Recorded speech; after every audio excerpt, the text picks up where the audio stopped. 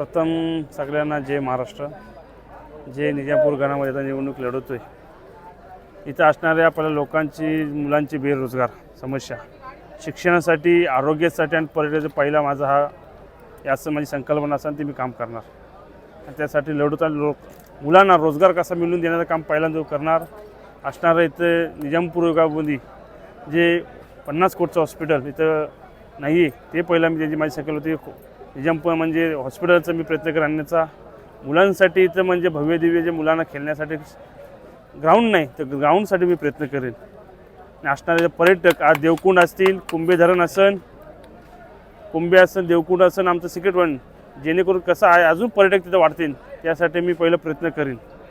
अविनाश दादा, राष्ट्रवादी आणि शिवसेना अशी ही लढत होताना पाहायला मिळते. आजच्या प्रचार सभेत प्रचंड गर्दी झालेली पाहायला मिळते. कशा पद्धतीने विजयाचा विश्वास? ते आमची विजयाची नांद आहे, या सांगतो तुम्हाला.